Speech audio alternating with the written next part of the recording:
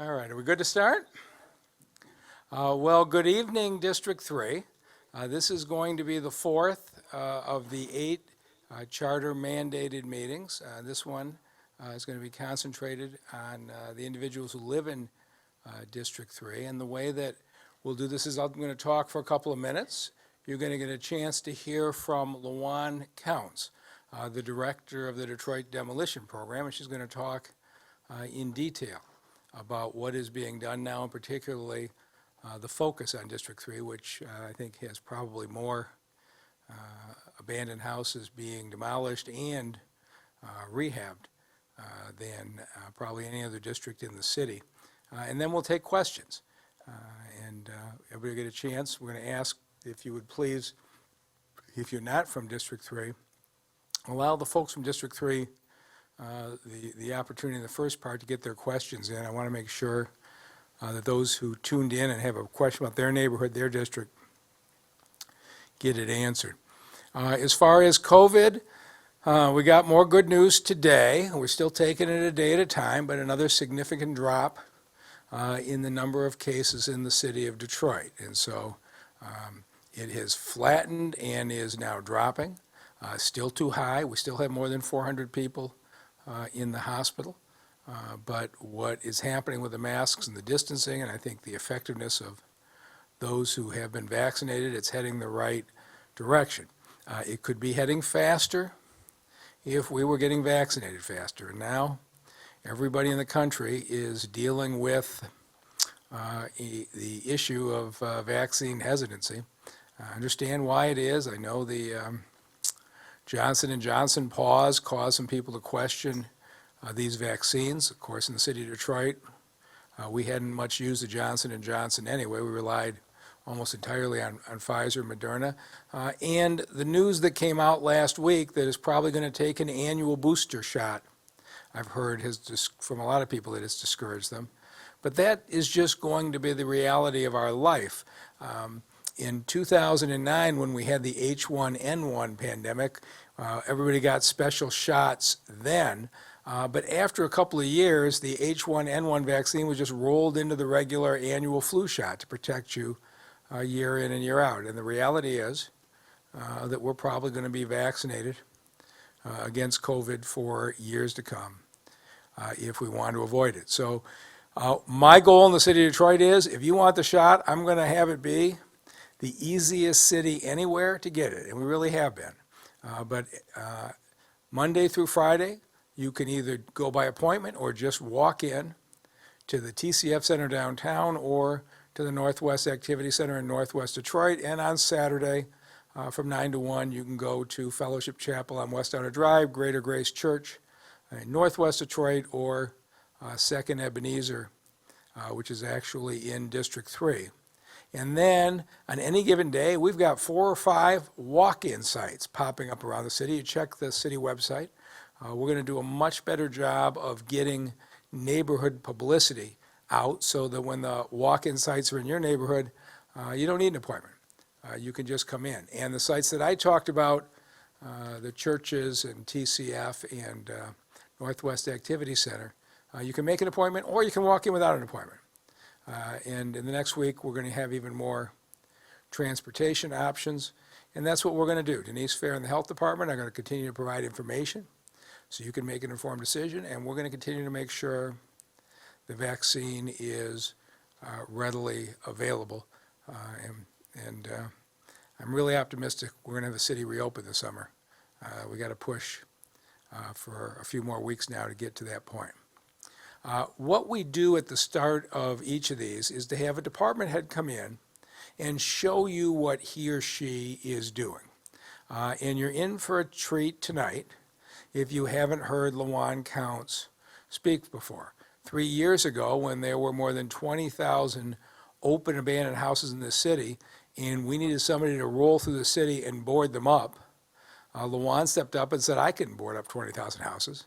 And she took a team of people, largely staffed by returning citizens, and it was an extraordinarily efficient and productive process in which we went through and boarded up every house in the city that wasn't in danger of falling over and was too dangerous to board.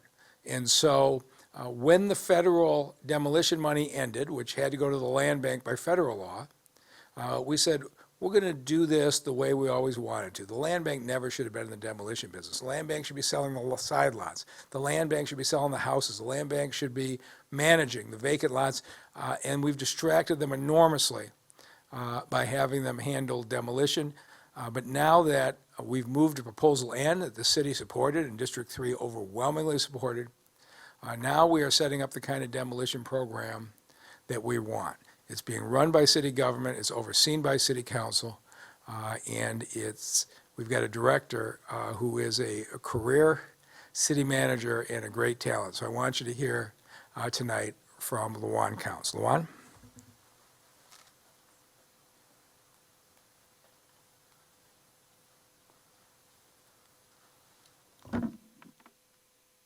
Gonna need some glasses.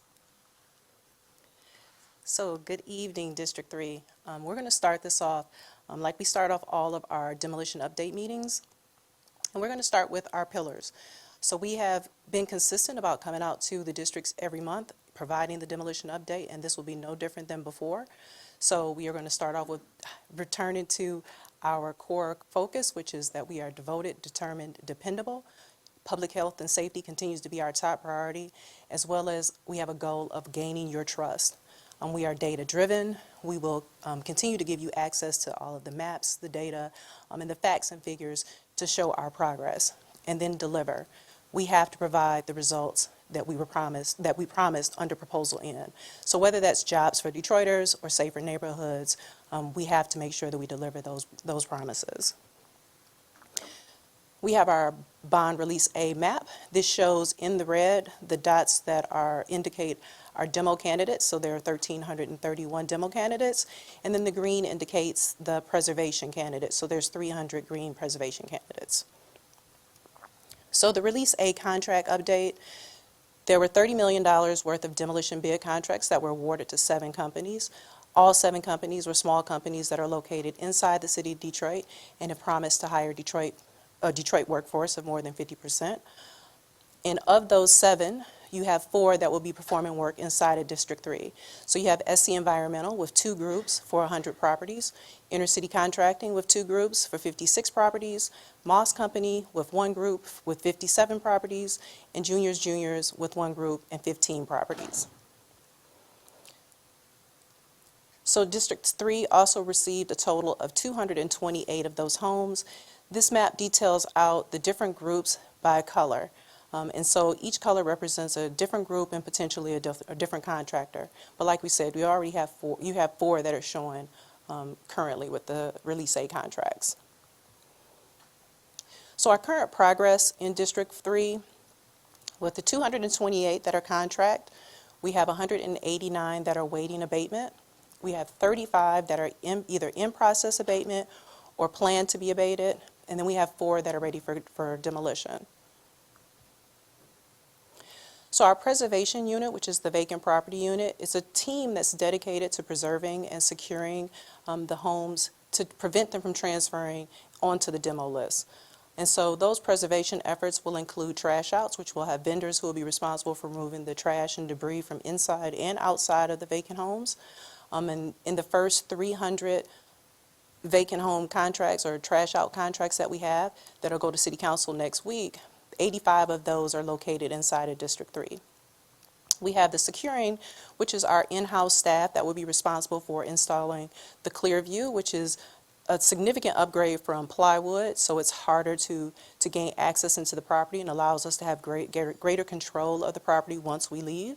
And then there'll be roofing work, and those vendors will be responsible for either tarping or repairing the roofs to prevent any further water deterioration. So what can you expect? So prior to knocking a home, contractors are required to remove any accessible hazardous and regulated materials. Once those regulated and hazardous materials are removed from the home, they must be properly disposed into a Type 2 landfill. Any non-regulated waste that's removed from the home must be placed behind the home and should not be seen from the street. And once that property is demolished, we'll remove all of that debris at that time. So what should an abatement look like? Now this property, it's an extreme case. It's 14336 Marlowe, And this is the rear of the home. And so what you see out back is all of the debris that has had all of the regulated or hazardous material removed from it, and it's placed behind the house. And it's a lot. It's 2 stories. It looks like blight. We completely understand it, but it's part of the process. And it's the most efficient way for us to operate, because once we have completed all of the abatements, we'll come in and we'll demolish the house, and we'll take all of this debris at that time. Now, even though contractors are allowed to leave the materials out back, at the end of each working day, they have to ensure that the sidewalks, the streets, the alleyways, all the surrounding properties are free and clear of dust and debris and any potential nuisances. And that material should remain in the backyard, and it should not be visible from the street. Now, this is what an abatement should not look like. This is actually the very same address, and these are items that were removed from the home. This is not acceptable at all. You should not see any material scattered on the side or the front of the home. Contractors are not allowed to park any of their debris containers in front of an occupied home. While they can park their containers in front of the demo candidate, they are not allowed to park in front of any other occupied home. Should you see any of this activity, please feel free to contact the Demolition Department at 224-4737, or you can always reach out to your district manager. Also, prior to demolition, you will see the placement of the door hangers. So 3 days prior to demolition, the contractors are responsible for distributing this city-provided public health and safety information. And this information details what you should expect to see and what you should do before, during, and after the demolition. And these door hangers are placed within 400 feet of the actual target site. The contractor must also place 3 lawn signs on the property that's to be demolished. And that will actually happen 3 days before as well. So here are 2 demo candidates that are included in Release A. You have 17930 Fleming and 13913 Arlington. Both are demo candidates. Both properties will be demolished within this year. So you'll see these down, and they'll be side lots by this year, by the end of this year. Then we have 2 preservation candidates. That's 19622 Hickory and 13926 McKay. These are properties that are included in Release A and will be sent to City Council for approval and award next week. So we continue to have information available on our website. So if you go to detroitmi.gov/demolitions, you'll find a list of all of the Release A rehab and preservation candidates, as well as the demolition candidates, and you can click and have these lists printed out as well. So in the past, we'd had complaints that there was information available on our websites, but they weren't, you weren't able to print it. Now you can actually print that information down and use it as you see fit. We also continue to have our text message update number. So if you text the address that you're interested in, whether it's your address or a property that you're concerned about as a demo candidate, you can text that address to 313-254-DEMO, which is 3366, and you'll receive an update 2 weeks prior to of all the demos within 500 feet of the address that you submitted. One thing you have to be conscious of is that although it will provide you information about demolitions that are going to happen within 2 weeks, it's not going to provide you the complete list.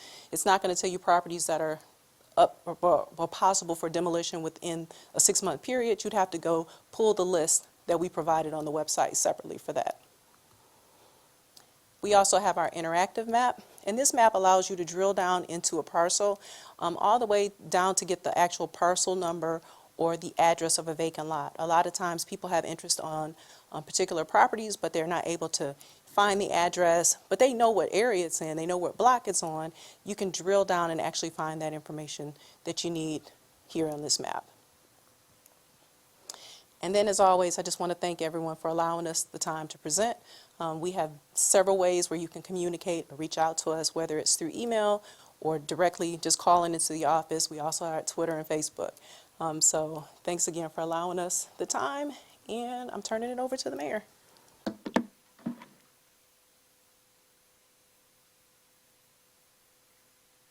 I think you can see why I have such confidence in the direction of the demolition program. And so 7 years ago when I started, we had 40,000 houses that needed to be knocked down.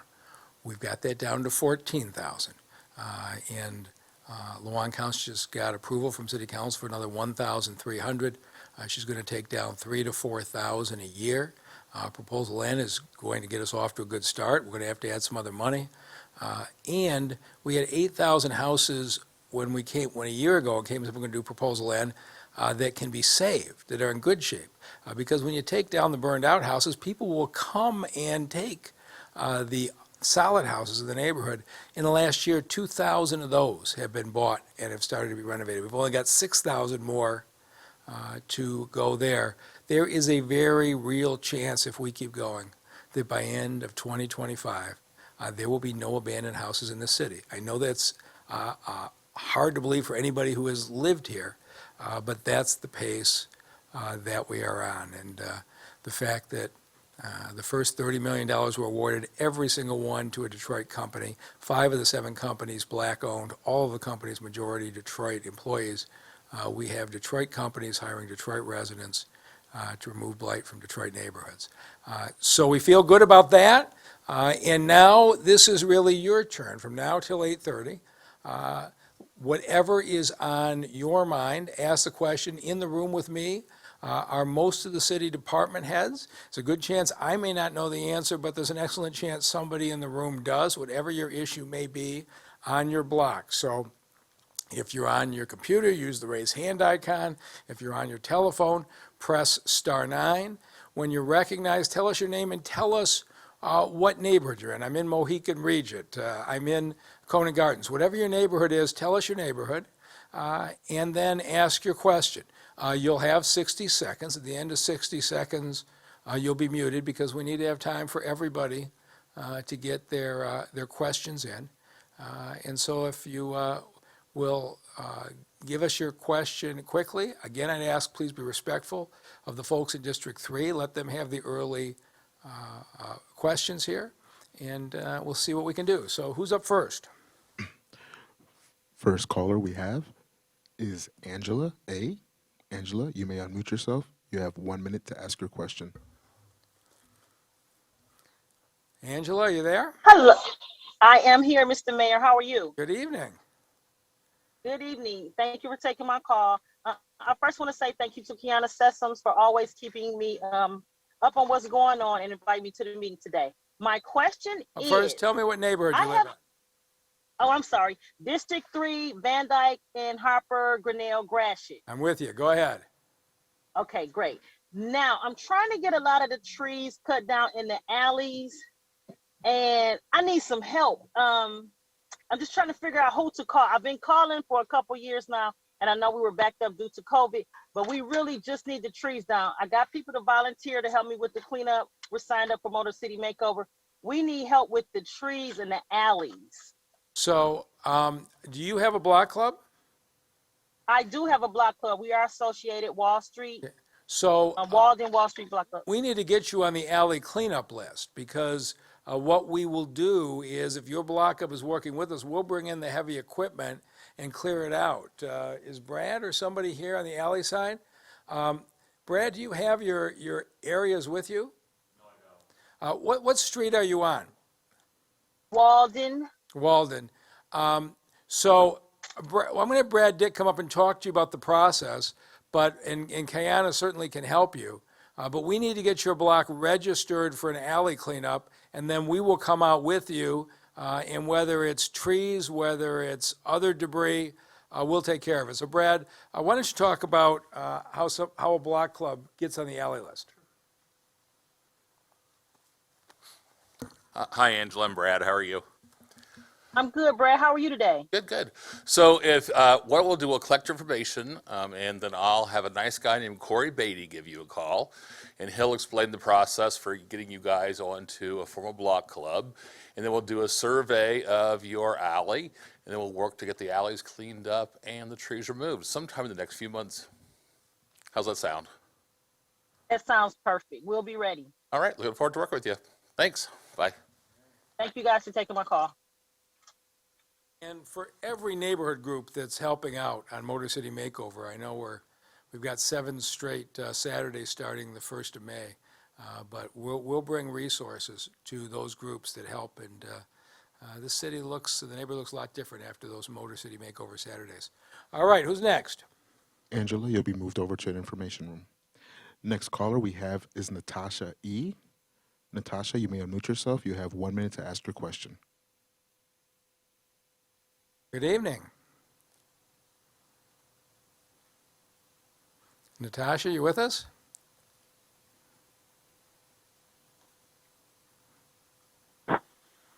Hi, can you hear me? I can. Where do you live?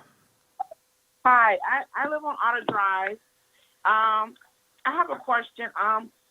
We've been having a problem with our I'm sorry, hello first. We can hear you. Hello. We've been having a problem with the water department. We've been having water in our basement that's been flooding for it's been almost almost a month now. They've been telling us that we've been on a list to come out. No supervisor. They've been sending it to the supervisor. They won't call us. They won't do anything. We had a plumber come out. They told us it's not we're good on our part. Is Gary Brown here? Okay, we're going to get you the man in charge, and he's going to get you an answer here, because he really does not like to hear his staff is not responsive. Gary, come on up. Thank you, Gary. It smells horrible in here. And Yeah, I'm so sorry Hi, Gary. that you're having. Good evening. How are you? I'm good. How are you? Did you say that they indicated that it was on the private side of the line? Is that what I heard you say? Yeah. So Yeah. The plumber came out. We had him come out because they didn't respond to us. It was March 27th. Okay. That was the actual date. They've Oh. been telling me that they were going to come out. They didn't. They said we were on the list. You know, they have a list they put us on to come out. So they've come out. They said they were going to come out, but they do not come out. okay. The supervisors have never called us. They say they've advanced it to the supervisors. Our house smells horrible. because Okay, the I'm sewage is coming out. gonna promise you somebody will be out tomorrow. As soon as I walk away from the podium, they're gonna get your information. It's on Outer Drive between what two streets? We're between what is it? Ansbury and Park Drive. Ashbury and Park Drive. Okay, all right. I guarantee you, someone will be out to talk to you tomorrow. We'll follow up. Okay. And I'll probably even come out there and take a look with the crews. Okay. Okay. Okay. Thank you so much. All right, Natasha, I'm sorry you had to call into this, but we'll take care of it. Do you have another question? You guys need my service number? So they're going to take it from you right now as we go offline, so don't hang up.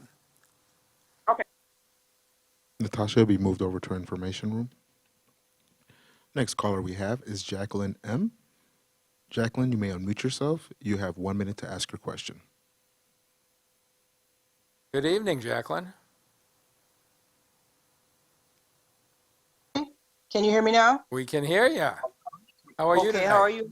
Good. How are you, Mike Dudley? How are you, Mr. Mayor? Doing just fine. I have a question. It's pretty much similar to it's the same question the young lady just got off of the phone talking about. I live over here right off of Van Dyke. I'm between Lynch Road and Grinnell. And Uh-huh. I've been living on this block. My family's been living on this block like 53 years. And I've lived during the time when they used to take and route out all the alleys and clean our drains and everything. And we're having a problem over here. It's from the city side. And the same thing they told me. I've been calling since September. It started real slow. Now I hardly have anything able to come out to come out into the alley streets because I've had my plumbers to come out. They say it's the city side, and I've never experienced this before. We have stuff backing up in our basement. We cannot 15. shower. We have to go somewhere else to shower. I've been living in my home for 37 years, and they're saying the same thing. They said they'll be out. They'll call us. I mean, I've never experienced anything like this before, and I pay my water bill faithfully. I remember when they said that people aren't paying their water bills and things. I'm right here. I've been here a long time, and please help us because we're. So and I'm sorry about this because normally water department service calls aren't the calls we're getting. To get two in a row, Gary, I don't know if we got something going on this side of town, but Gary is promising you will also have somebody come out to your house tomorrow and check. So if you will stay on and give us your address, we will be out tomorrow. Jacqueline, you'll be moved over to our information room. Next caller we have is Imam A. Imam, you may unmute yourself. You have 1 minute to ask your question. Good evening, Mayor Imam. Duggan and your team. Can you hear me? I can hear you just fine. Thank you, Mayor. Thank you for a wonderful presentation along with your team that they help you to say what you have done for those years as long you are mayor. The city of Detroit is about 300-year-old city. And of course, there is always here and there in neighborhood that our neighbors have a problem with sewage and water, whatever. But Mayor, I really admire you for what you have done and what you have done in Detroit at large. And I see your plan, what you're doing for us in District 3. I'm right here, they call it Arifstown, in area of Mount and Kniff on Harold Street. And our community is 15 very seconds. safe and much safer in your term as mayor and clean. And I appreciate you not only for those industrial jobs that you're bringing and that you're doing this huge commercial businesses bringing in Detroit, but thank you even for sweeping our streets and picking up our bulks and garbage in time. So I really look forward to have you our mayor for many more terms. Okay, so I've never had a phone call like this that didn't have a but at the end of it. Is there something I could do to make it a little better for you? Mayor, I'm thankful to Kayana Season and Johnson, our district Ernie manager, Johnson. for their work. And if anything that we need, I will contact them and they will send a message. But by the way, I like to invite you personally to Worldwide Summit of Love and Mutual Understanding on Zoom on May 7th to be our speaker. I would love to do that, and I will like it even more next year when we get together in person. But if Ernest Johnson would make it a point to get me on that, and I would love to speak to your group. So thank you very much for the I call. appreciate you, Mayor. Okay. Imam, you'll be moved over to our information room. Next caller we have is Abdur R. Abdur, you may unmute yourself. You have 1 minute to ask your question. Good evening. Yeah. Hello, Mr. Mayor. Thank you for having this Q&R. My name is Abdur Rahman. Sorry. Can you hear me? I can. What neighborhood are you from? Well, I'm in District 3, Banglatown. Okay. I don't have any questions, but I want to take this time and recognize the city and your team, the things that you are doing for us. We're actually excited in Banglatown. We're getting a new park and also getting a new streetscape. I also own a small business right in front of the park, and pretty excited. Also, I want to take park a moment that it's Helmish Park. Okay. 15 seconds. And I also want to take this moment and recognize Mohit for all the resources that he's given us during this pandemic to help us get this this tough time. And he's been very, very helpful to us. And thank you so much for all the hard work and all the dedication to our district. Yeah, Mahit's done a great job going up and down all those small businesses and making sure that they've got their PPP, to make sure we could get loans and grants till we can get through this thing and get the customers back in the stores. So he's been terrific. Thank you for the call. Next caller we have is number ending in 550. You may unmute yourself. You have 1 minute to ask your question.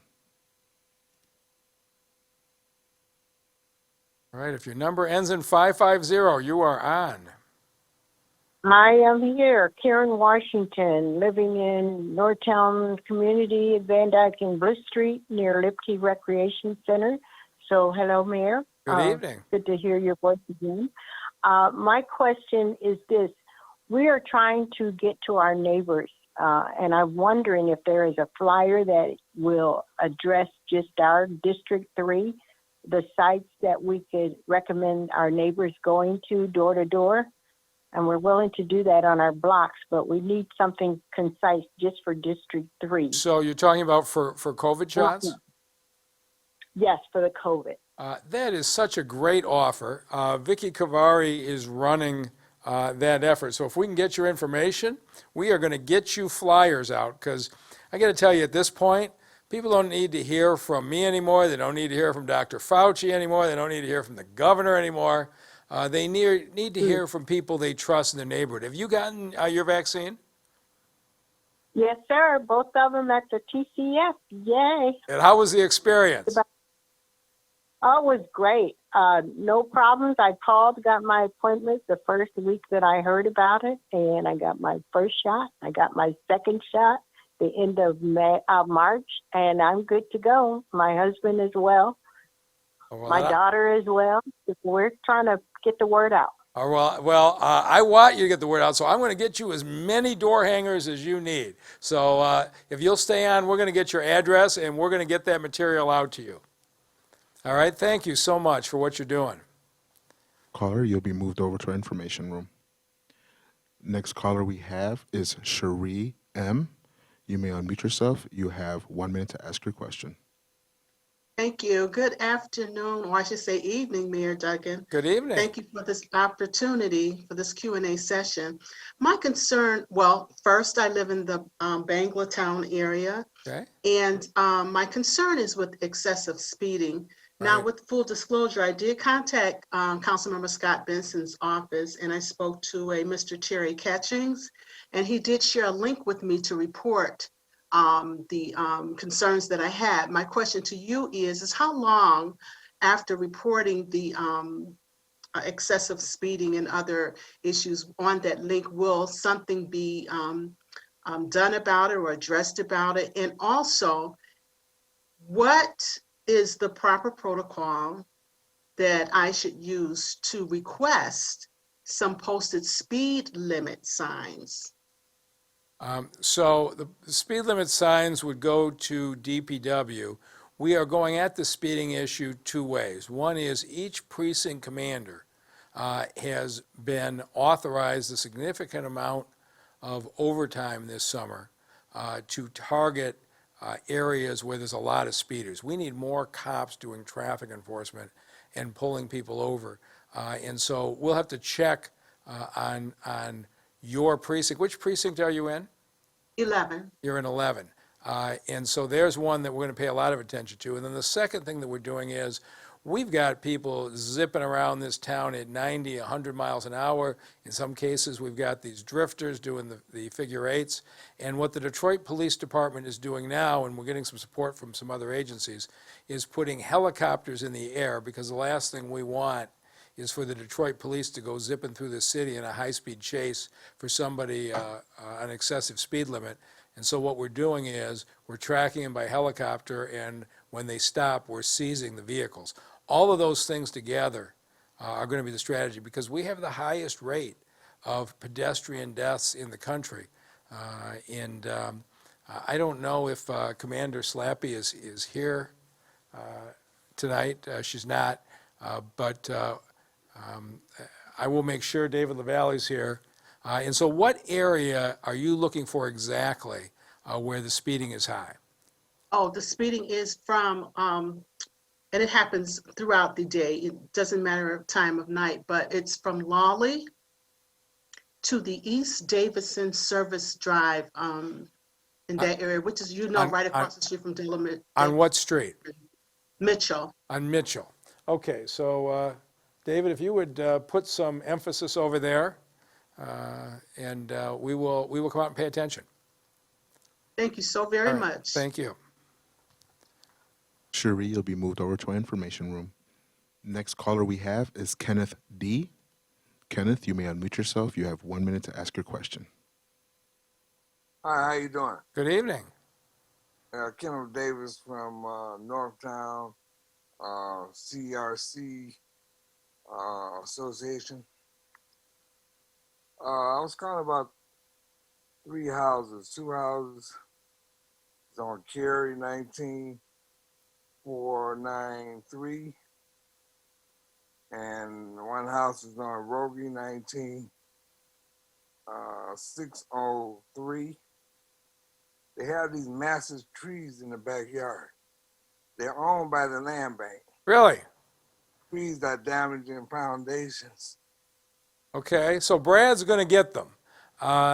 So Brad, it sounds like if what he's saying, if I'm following it, is that there are trees in the backyard of land bank owned properties that potentially could damage the neighbors. If that's the case, we will get out and deal with it. So if you'll stay on, I want to make sure we get those addresses down, and we will get somebody out to look at it right away. And if it's a situation where the tree, we can't get to all the land bank properties yet, although I'll have a plan to do that in the coming months. But if there's a tree that's an imminent danger to a neighbor, we will get out right away and get it. Okay. All right? So we'll have somebody out the next day or two, and if it's a threat, we'll take care of it. Mr. Kenneth, you'll be moved over to our information room. Next caller we have is Building More with Theodore.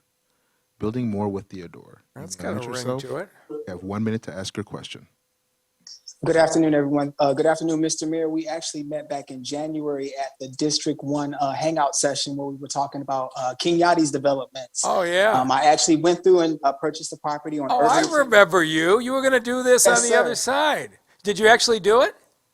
Yes, I actually acquired Irvington last month. I do have a community partnership with the land bank, and we're looking to acquire 4 more properties on the same block. And then I have my investors working on Andover as well to do a similar model. Wow. So You're just wanted to talk about Irvington and what? Irvington. I believe it's East Remington and Winchester.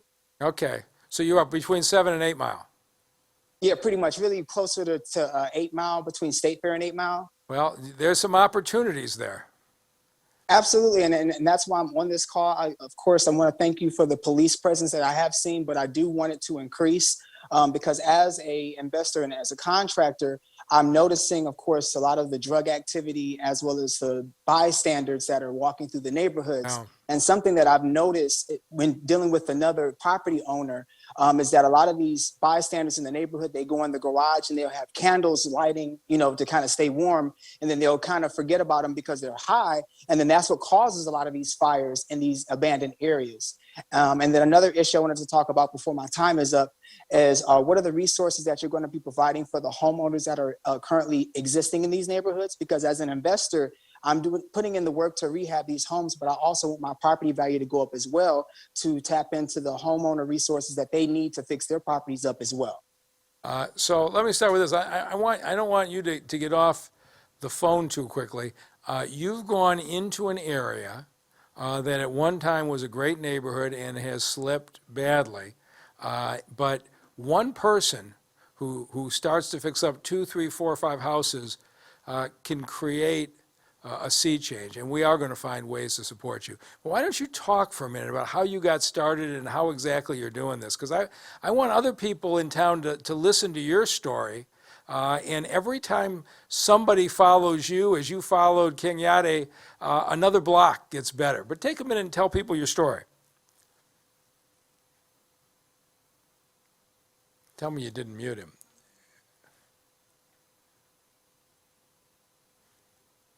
Is he still there? Yes, I'm still here, Mayor. I was muted. Okay. So to kind of let you know my story, I'm a native Detroiter. I don't live in District 3. I'm actually currently staying in Midtown, but like I said, native Detroiter, went to Cass Tech, studied at Lawrence Tech, and got a degree in architecture and civil engineering. And my purpose was in getting that education from LTU, I wanted to get back to my city using the knowledge and design and construction to rebuild a lot of the neighborhoods. So I've gotten to this point in my 5-year plan with my overall brand, which is Building More with Theodore, which encompasses real estate acquisitions. I'm a licensed real estate agent. I'm also a licensed contractor, and I also invest in real estate as well. So I begin the plunge of investing in real estate, which was going after this property on Irvington. And then from there, basically, that's just the snowball effect. That's how things have been going from there. It's just taking this one property and getting it developed and rehabbed, and then just going from there to start that positive change in our neighborhoods that we so need. So next month, we're going to be starting to talk about the fact that I think you probably know I went to Washington, lobbied heavily for the American Rescue Plan, and the city of Detroit did extremely well with the Biden administration. We have to plan for what we do with this money, and putting it into the neighborhoods, in my mind, is a high priority, and supporting folks like you. If we can get you to do a few more than you were going to do before by giving you some support, that brings the neighborhoods back that much faster. So we're going to have those conversations in May. I want you to be a part of them. We're going to reach out to you. If we had 20 people like you, this city would be dramatically different within a year or two, and that's what we're going to try and do. So thank you for what you're doing, and we're going to be in touch with you to support you. No problem. Thank you so much for this opportunity, Mr. Mayor. Enjoy the rest of your evening. Great. Building more, you'll be moved over to our information room. Next caller we have is B. White. B. White, you may unmute yourself. You have 1 minute to ask your question. Good evening, Mayor Duggan. Good evening. My neighborhood is 3. I'm located I'm on Hickory between Park Grove and Lyndhurst. I first would like to thank Abdul Muhit for being nothing short of being professional and courteous and knowledgeable through all of this and the COVID, being there just a phone call away. But my question. You own a business? I do. So what's your business? Provide housing for seniors, reentry prisoners, veterans, and the homeless population here in the city of Detroit. Oh, good for you. Okay, go ahead. I've purchased 5 homes from the land bank. 5 homes between Lyndhurst and Park Grove on Hickory. So my question too was in regards to the speeding that comes, and I deal with a lot of elderly individuals. And we had it so much. There is a speed bump in front of one of my addresses, 18425, and it was due to a water break or something. So it is a very high 15 seconds. in the road. So the cars that come flying, they end up like almost hitting my house. The next thing is, can my street be considered as well for demolition? So there's 2 different questions. Do you want more speed humps, or are you happy with what you have? I would like to get speed bumps. We don't have any. Okay, so I'm going to have Ron Brundage come talk about the speed humps for a second. And on demolition, the way we're doing it is this. We are in this phase trying to take down every house that's next to an occupied house. That's going to be our priority, because we've got way too many folks who go to sleep at night worrying that the house next door is going to catch fire and spread to their house. And so if you've got houses like that, they will be a high priority. Then we're going to move out to the other ones. And if you go to the city website, you can see where the houses are. I think Lawan showed it at the beginning. You can see where the houses in your area may be on the list and whether they're coming up soon. But with that, Ron, why don't you talk about what we're doing on the speed humps and how somebody can find out if their block is scheduled this year.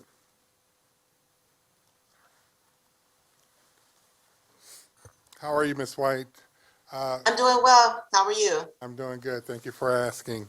I would ask, well, first if we can get your information, I'll get in touch with you tomorrow to let you know whether or not additional speed humps are already scheduled to be installed on Hickory this year.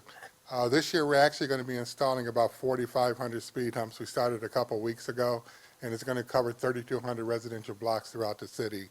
And I think we're going to do about 550 installations just in District 3.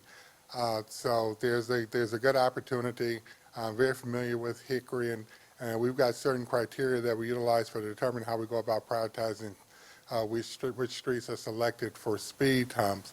So I won't be surprised once we take a look at this year's program to actually find out that some of the streets that you're concerned about are already on our program. But if we can get your information, I'll get in touch with you tomorrow to let you know whether or not your streets are on this year's program. I truly appreciate that. Thank you.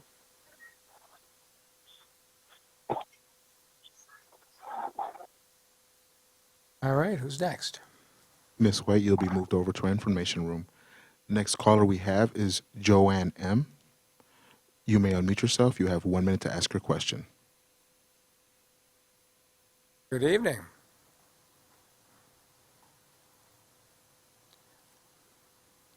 Is Joanne there?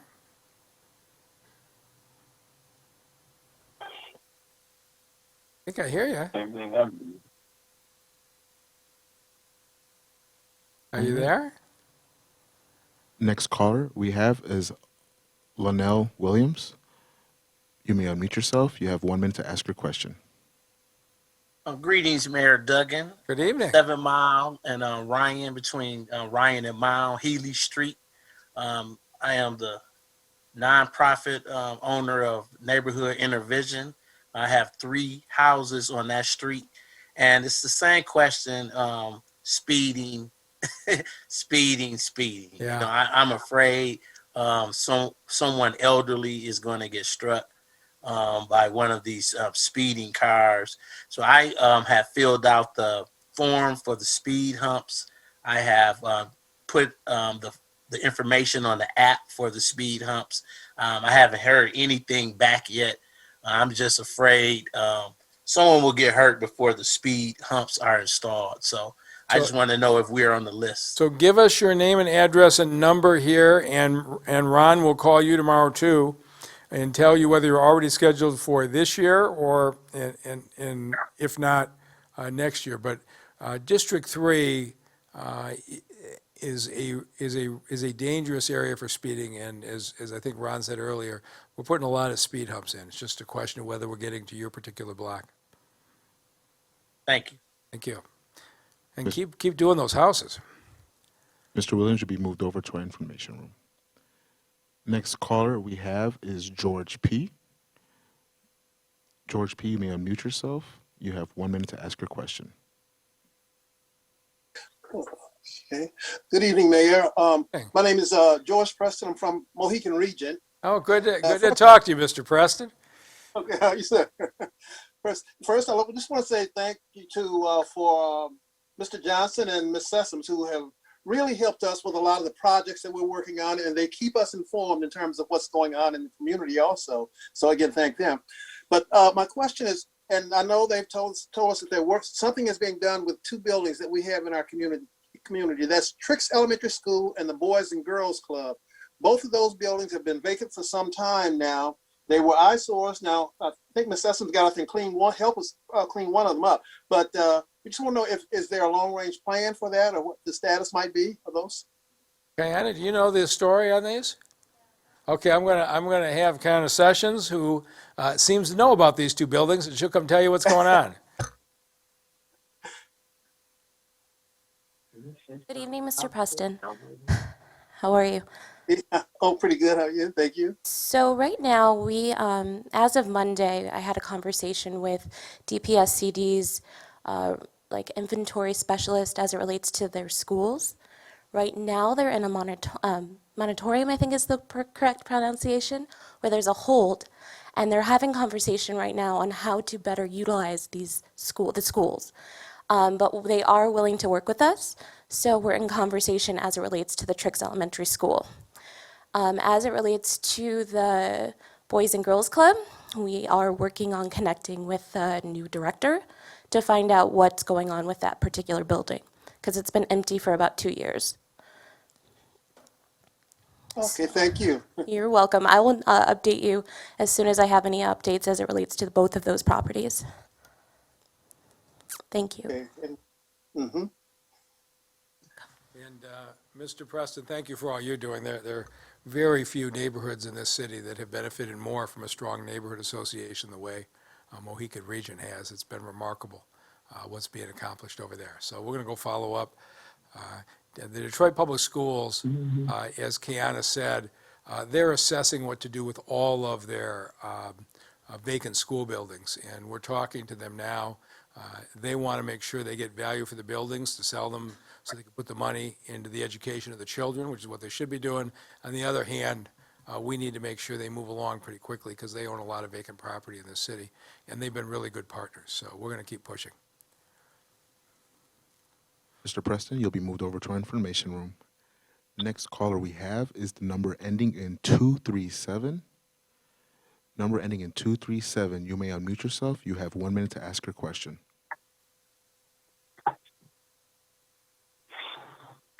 Hello. Good evening.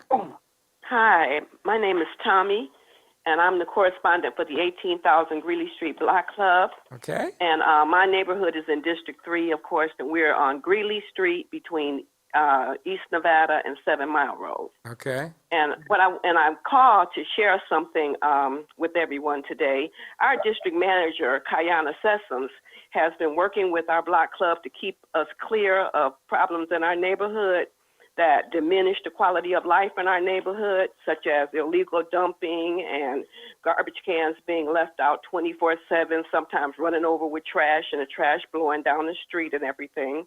But she has been working with us to kind of clear this up. But the point of this call is to say that Kayana enrolled us in a neighborhood pilot program, which would allow us to be monitored for a while for certain 15 seconds. infractions or certain problems that we were having in the neighborhood. And so far, the pilot program has been a tremendous success. It has made a tremendous difference in our neighborhood. We would have as many as 25 garbage cans out at a time, left on the curb 24/7. And today when I came down the street, I actually only saw 2, and we will report them. Lots have been cut, less trash in areas that we deem regular dump sites.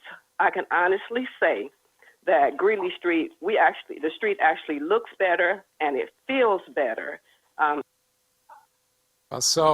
This is why I love doing this. I didn't know Kayana had done this. So whatever your Greeley Street pilot project is, I got a feeling that neighbors in other parts of the city are going to want to copy that. So it's terrific to hear. So tomorrow, you're going to have to fill me in on the details of what you're doing over at Greeley. All right. Good for you. All right. Who's next? Next caller, again, Joanne M. You may unmute yourself. You have 1 minute to ask your question. Joanne M.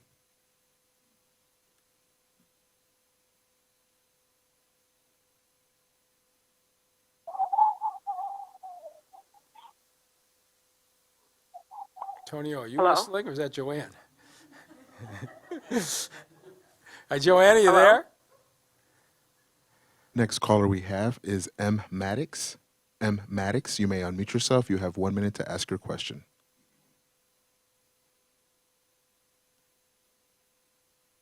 Yes, Good evening.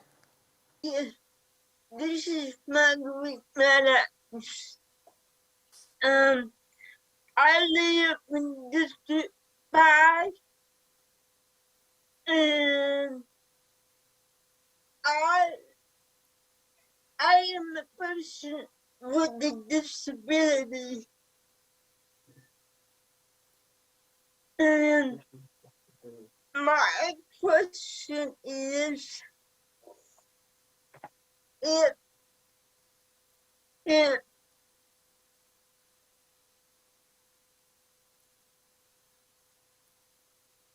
the sidewalks around the city need to be redone over. Because especially on the service drive, I live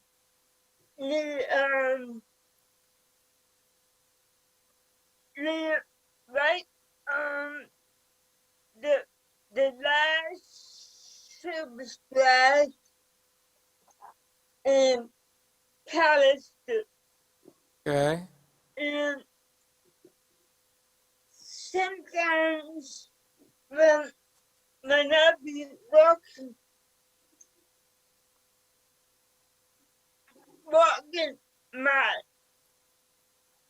my dog was the service dog.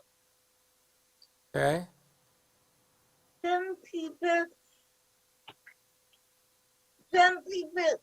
may not understand the difference between a service dog and a pet dog. Service dog and a pet dog. And I need to know if the city's going to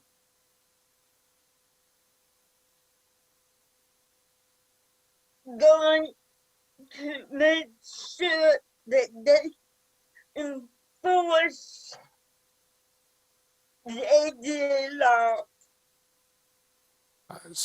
So Thank you. the answer is we will, absolutely.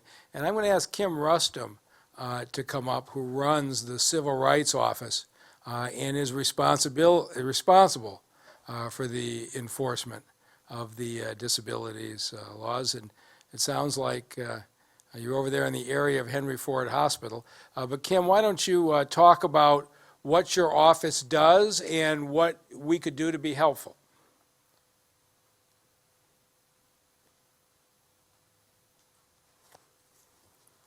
Hi there, how are you? We do. Thank you for helping me. Absolutely. So I'm Kim Rustum. I'm the new director of the Civil Rights Inclusion and Opportunity Department. And we also just recently hired our director of the Office of Disability Affairs, whose name is Christopher Samp. So him and I have been working very closely together to figure out how we can best serve our residents with disabilities.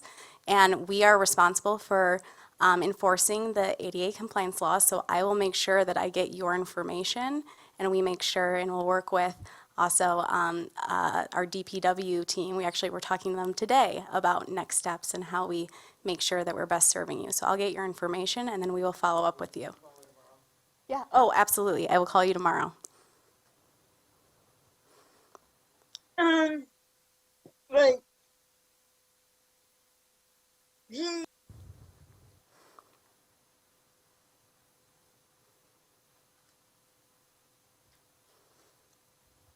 Was there anything else? please do not call me. Text me. Absolutely. Yep, I will text you. So I will get your information and I will text you. Thank you so much. Thank you. Thank you. Okay, and so getting the Office of Disability Affairs up and running is something that was long overdue, and I think this call is a good indication of that. We are going to serve every single resident in this community. So you will get a text from Kim tomorrow. I wouldn't be the least bit surprised if she comes out and visits you, and we will see what we can do to make things a little bit easier for you. Thank you for the call.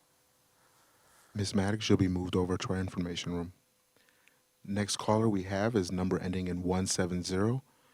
You may unmute yourself. You have 1 minute to ask your question. 170.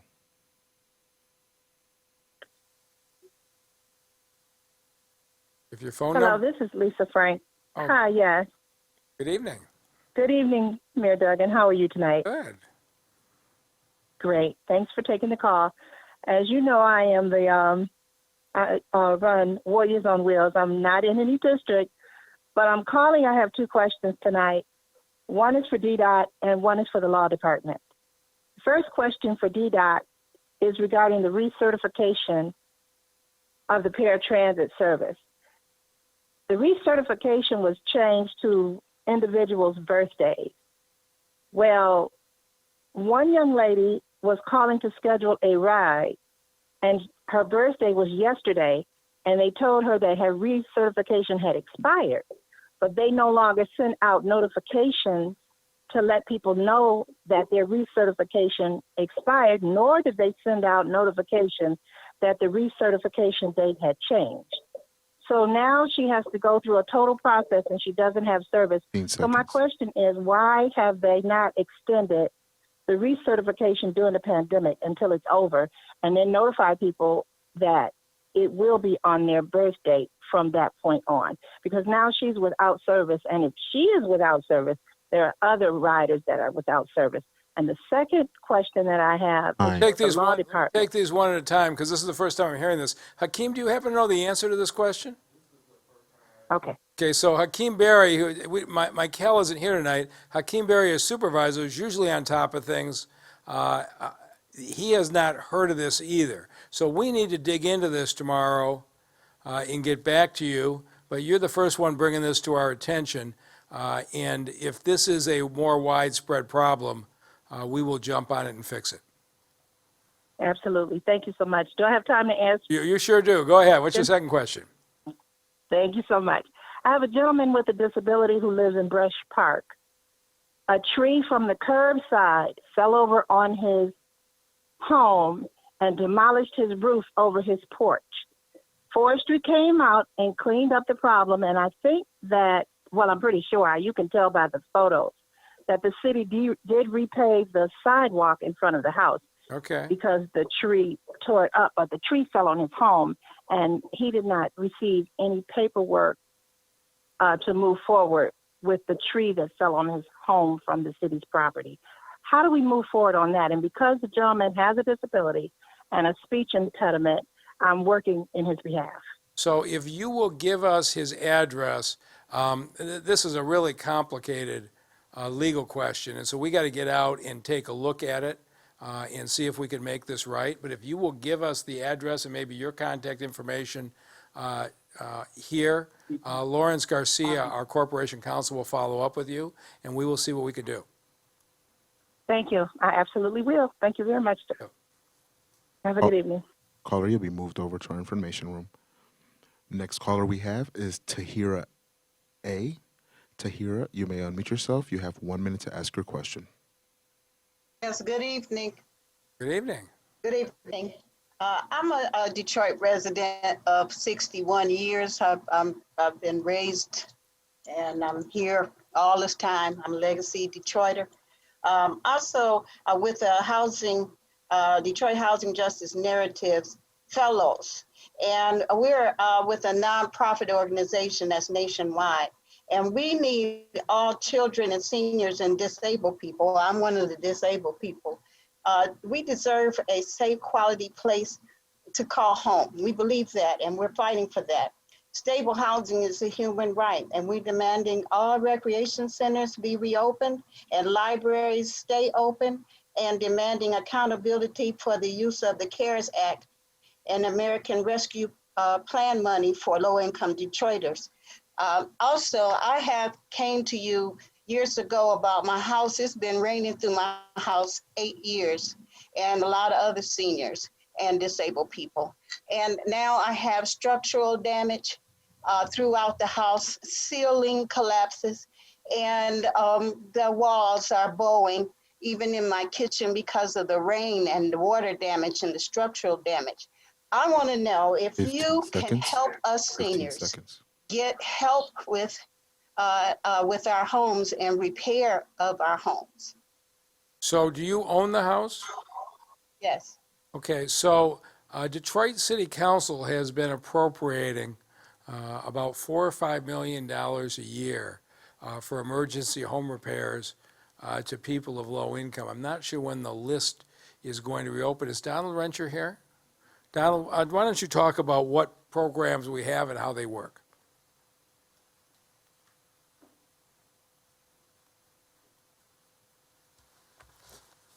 Yes, hello, good evening.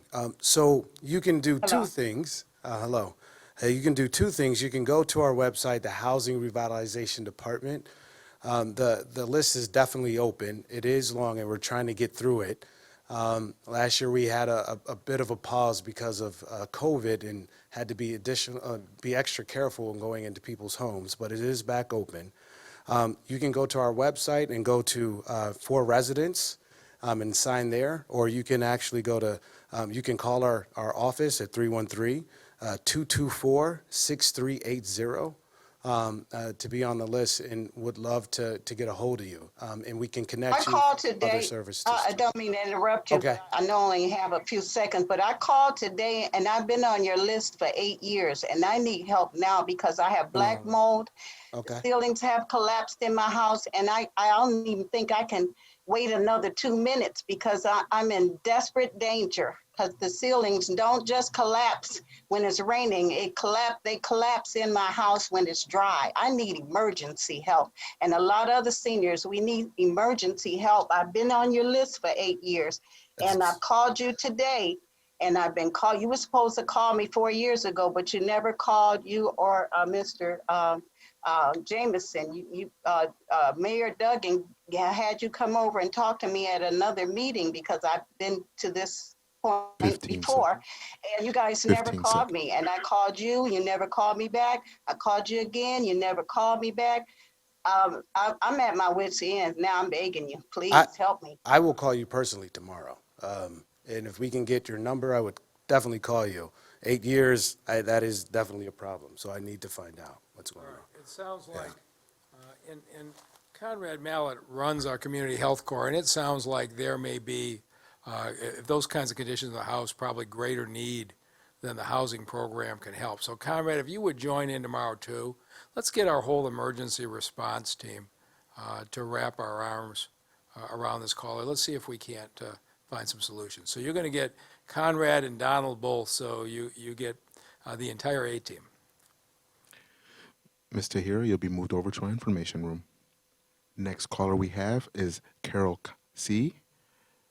Ms. Carol C., you may unmute yourself. You have 1 minute to ask your question. Hello, everyone. My name is Carol Conway, and Kim Tandy is my district manager. My community group is the Blackstone Park Association. My concern is with the problem of asbestos. Asbestos is detrimental to our children and our seniors, and of me, for example. And I want to be assured that any house that is going to be demolished will meet that criteria. I could let Lawan speak to that if she wants, but we've got the most intense asbestos abatement protocols in the country. And so here's what we do. We send in an independent inspector before we start. We assess how much asbestos is there. The contractor then comes in and removes the asbestos. Before we go on to demolition, an independent inspector comes in, certifies that the asbestos has been removed before anything can proceed, and only then is the notice to proceed on the demolition allowed. The University of Michigan came out last year and assessed this program and found there's virtually no asbestos fibers leaving these sites. So I think we've got the highest standard of environmental protection on asbestos on our demolition program, and actually the University of Michigan study found we probably were doing more than we need to, but we felt like it was the right thing to do for the safety of our citizens. So thank you for that question. Thank you. Ms. Carroll, you'll be moved over to our information room. Next caller we have is number ending in 478. Number 478, you may unmute yourself. You have 1 minute to ask your question. Good evening. Good evening. Good evening. Can you hear me? We can hear you loud and clear. What's your name and where do you live?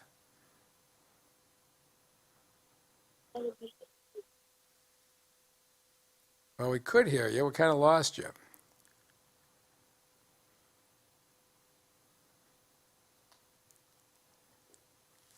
Are you there?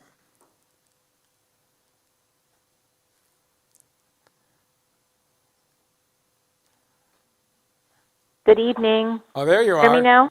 I hear you loud and Hi, clear. Mayor Duggan. Good to hear your voice.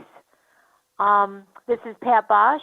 As you know, I live in the Outer Drive, 7 Mile, Van Dyke area. Oh, well, I know. And I work with Northtown Community Development Corporation. I I'm really impressed with the questions that people have been asking. It proves that District 3 people are very orientated toward improving their neighborhoods and their homes. And in that context, we've got two very hard questions for you. Number one, the expansion of City Airport is under an airport layout plan. Right. When Coleman A. Young was mayor, we used to have community meetings about that airport layout plan.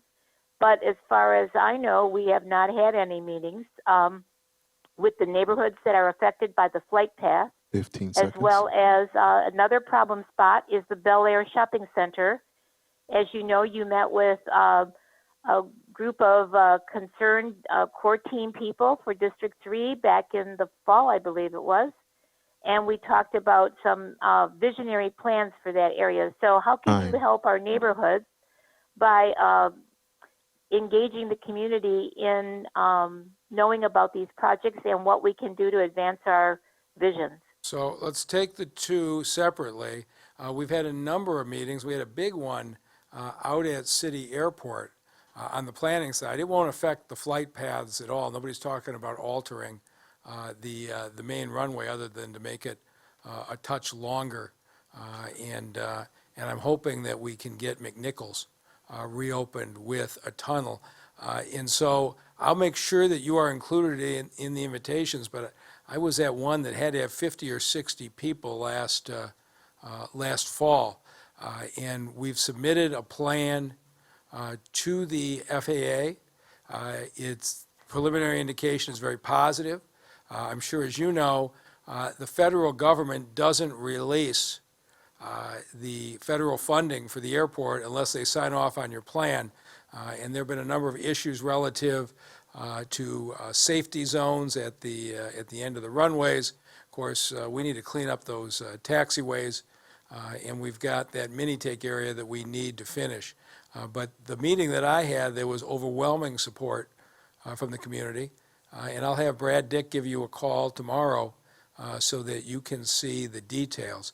As far as Bel Air, I have not heard anything on that in the last couple of months. So have we heard any updates on that, Kayana?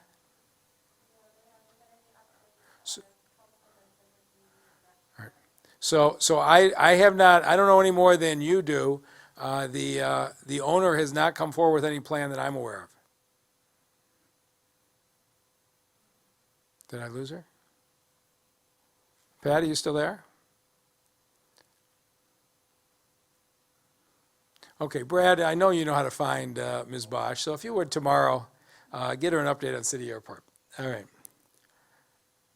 You'll be moved over to our information room. The next caller we have is number ending in 534. 534, you may unmute yourself. You have 1 minute to ask your question. Yes, hello. Can you hear me? Good evening. Yeah, thank you.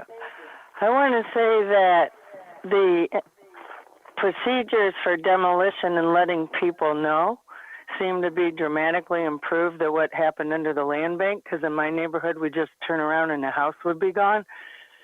So that's good, and I hope that the asbestos and hazardous materials remediation is very tight. I want to say I love that lady who discussed about the pilot program on Greeley Street. That sounds like that could be replicated across the city. And what I did here, but I wanted to ask about planning, and I think what the previous caller asked about community engagement and what that means to this administration so that we can be clear as residents, because I live in a neighborhood, I've been told since about 2015, I've been waiting for some sort of community engagement. I've been told by Ms. Katie Trudeau, the Planning and Development Director, that a planning study is long overdue. So what Yet, neighborhood as are you you know, in? there's a developer trying to put something in our neighborhood, and the community wasn't engaged. So what neighborhood are you in? What was it? The North End. Yes, I'm in the North End, and you are going to meet with us, but there hasn't been a planning study. Some people would like to possibly expand our very busy park for our children, especially Ms. Dolores Bennett, really hoped to have another basketball court for the younger children to be able to play at. And this development would forego that possibility. And like the other, I think all residents across the city want to have a say in our neighborhood and be a part of the planning. So I think I'm scheduled to be out there in the next week.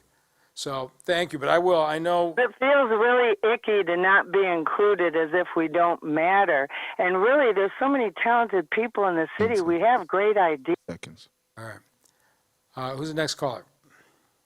Caller, you'll be moved over to our information room. Yeah, I will be out to District 5, and I'm well aware of the issue. And we're when on District 5 night, we'll have a lot of time to talk about it, and I'll be in the neighborhood before that. Next caller we have is number ending in 033. 033, you may unmute yourself. You have 1 minute to ask your question.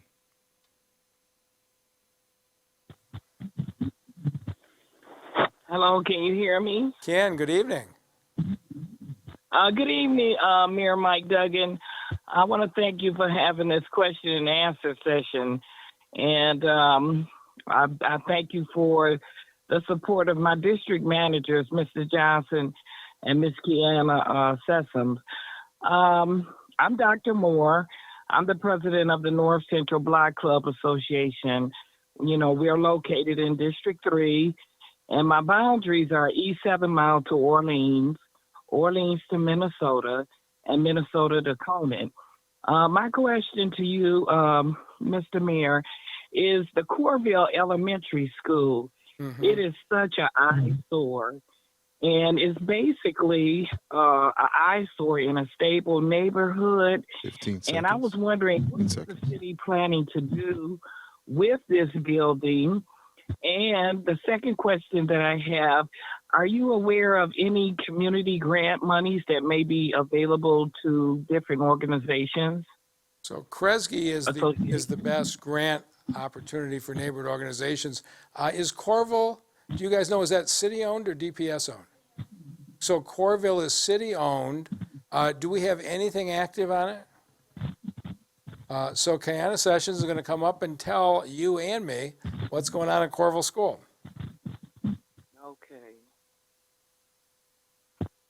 Okay, well, I thank you for taking my question. I want to thank you for an opportunity to speak to you today, sir. Thank you.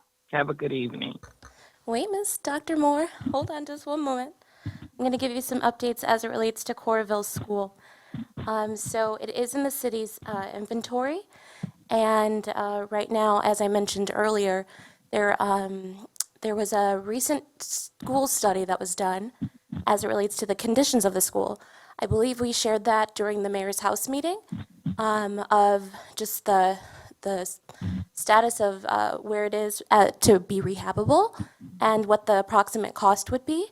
I can share more details with you because I think the issue was being able to find someone to develop the property. Yeah, I know that the issue was needing to get that property boarded. And since then, we were able to board the property. Are those boards still stable? Is she still? Are you still with us, Dr. Moore? Well, I know how to get a hold of you, and so we can have further discussion around this. Please feel free to reach out to me. Okay, he had mentioned a grant from Kellogg's. Would I have to research that myself, or do you have the website to? Maybe, Kiana, tomorrow you could let them know about the Kresge neighborhood grant application process. And your question about the schools, the city owns a number of school buildings, and one of the things I'd like to see us do with this federal money is make decisions. Some of them need to be taken down, some of them can be repurposed. And so what Kiana was talking about is we went through and looked at all the buildings to figure out which ones were structurally sound and which ones weren't. And it sounds like, from what she just told me, Corville structurally sound, so it's got potential. So we're going to dig into that in the coming months. And Kiana will get you tomorrow with the Kresge contact. Caller, you'll be moved over to our information room. Next caller we have is Star C. Star C, you may unmute yourself. You have 1 minute to ask your question. Thank you, Mayor Dugan. Good evening. We met at one of the last public meetings before COVID hit, where I discussed where the land bank defrauded me, and I had spent $24,000 on a home. Well, I submitted to Lawrence T. Garcia, your corporate counsel, Remember this? 278 pictures of before, during, and after, and over $24,000 in receipts. And I got a call from Christina just shortly after COVID saying, well, we're not going to do anything. So I don't know if you're aware of how your staff operates, but I spent I'm still out of 24,000. And you gave your word that, 15 seconds. publicly that it would 15 be seconds. replaced and your staff is not doing anything. Can you address this? Good evening, Ms. Starr. This is Lawrence Garcia, the Corporation Counsel for the City of Detroit. And I remember the story quite differently. We did accept your materials in the form of the photographs, but you never submitted any proofs relative to your expenditures, nor any legal claim to the property where the improvements were made, nor did you make the necessary paperwork filings to make an out-of-court claim per our system that everybody in the City of Detroit uses. And without that kind of cooperation from you, there's really not much that we could do to further help you with your issue. And I'm sorry you remember the thing the way that you do, but I'm not permitted to go outside the normal rules to handle out-of-court claims such as the one you'd like to put forward. We can still help you if you make the paperwork and explain to us in writing how you expended this money and how much you did, and give us some proofs of what you expended it for. If we have that, then we can process the claim and tell you whether there's anything we can do to get you some payment back.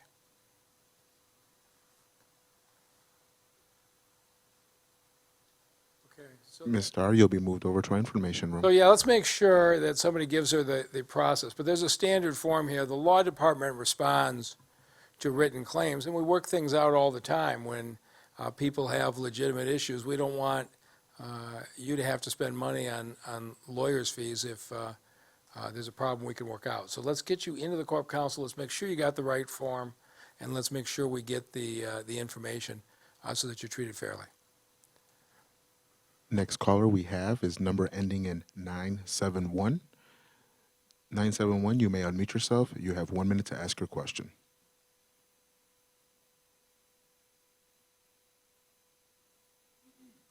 Good evening. Hello, Mr. Mayor. How are you?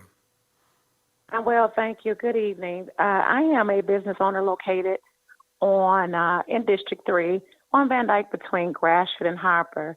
And what I wanted to say very quickly is that I have the best business liaison, which is Mohit. I have the best business liaison out of all of the districts. Wow. Yes. All right, go ahead. Tell us about him. Prepared to debate that. Wow. I am completely prepared to debate that with any other district. He is the absolute best. He's provided a wealth of information, so many resources, pre-pandemic and definitely during the pandemic. And I just wanted the opportunity to thank him and thank you all for placing him in our district to help us. What kind of business And I do think you have? good for you, he's not running for mayor. Yeah. So what kind of business do you have? It's past filing deadline. I'm safe. What kind of business do you have? Restaurant. A restaurant. Okay. A restaurant. You want to tell everybody what it's Yes. called? Maybe we can get some customers into you. Yes, it's the Food Exchange Restaurant. Again, we're located at 8451 Harper between Gratiot and Van Dyke. He has really, really helped us. We've been short on staff, so we've been doing a lot of work ourselves. So his emails and his text messages have served as not only information, but as reminders because we're so busy. So he's absolutely wonderful. We specialize in burgers, and we cook burgers for the city who loves burgers. So if you need a burger, come see us. How long have you been open? We have been there 20 years. Really? Okay. Well, Yes. thank you. Yes. Thank you for the call. So But he's not you here have a now. personal invitation, Mr. Mayor. He's what? You Oh, have a personal he's getting invitation. his vaccine right now. All right. Well, that's good. So, but I'm Yes. sure he will hear from everybody because this is a record tonight that our business liaison has gotten the most compliments. So he's going to be happy. He's the best. All right. Okay, thank you. I appreciate this opportunity. Okay. Ernie Johnson's feeling a little bad. If anybody has anything good to say about him. All right. Who's next?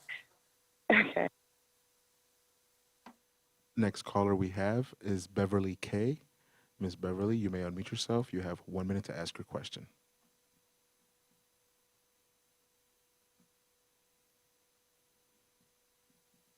Hello. Good evening. Hi, this is Beverly Kendall Walker. How are you? Good. Well, will you tell Pat Bosch we've held airport meetings with you? Yeah, I'll talk to her. All right. And let her know some of the things that's on the horizon. But Big Baby, she failed to tell you about her specialty, which is that hamburger over at the Food Exchange. You do know Which Baby? Big Baby is the name of the hamburger? Yes. All right. Okay.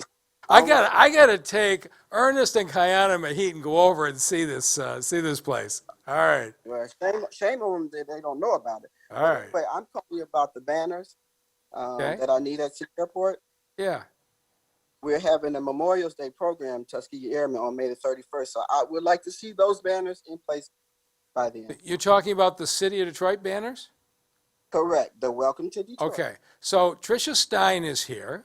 And Tricia, as far as Beverly is concerned, Alexis Wiley's single greatest accomplishment in 7 years was getting the Welcome to Detroit banners up by City Airport. And if the banners are slipping, Tricia, I think the banner responsibility has fallen to you. So let's see if we can get this done. But with all the work that Beverly has put in to the Tuskegee Airmen, to the City Airport in general, to those high school students, we really need to be supporting her. She's just been tremendous. And Tricia says she's going to be just as good as Alexis. Maybe. Okay, we'll see.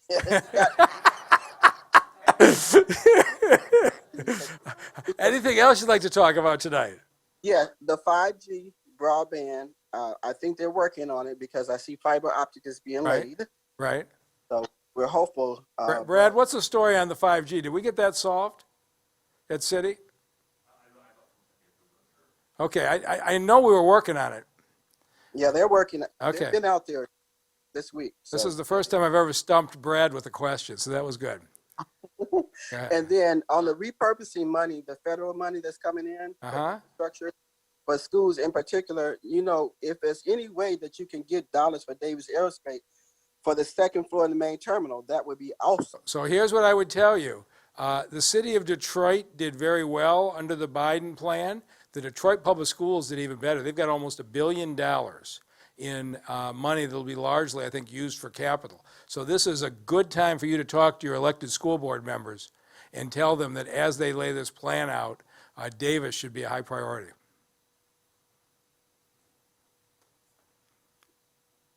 All right, Ms. Beverly, you'll be moved over to our information room. All right, thank you for all you're doing. Who's next? And the last caller of the day is Renard M. Renard, you may unmute yourself. You have 1 minute to ask your question. Hi, good evening, Mayor. Good evening, Mayor. How are you? Can you hear me? I can hear you loud and clear. Yes, Mayor. Okay, great. I just wanted to ask, this is more of a request from your administration. I've been getting a lot of bus riders asking me to help fill out their ADA forms for their paratransit reduced fare card for seniors and also for ADA. And a lot of people have had their cards expire, which means they lost access to the service. Is it possible that your administration could issue a memo or some sort of extension on the paratransit and also the senior DDOT reduced fare cards so that would give our folks more time to get the applications, because it's very onerous to get a doctor appointment, and that's one of the requirements that it has. But we just asked, I'm getting just word from the disability community to ask for an extension and more time.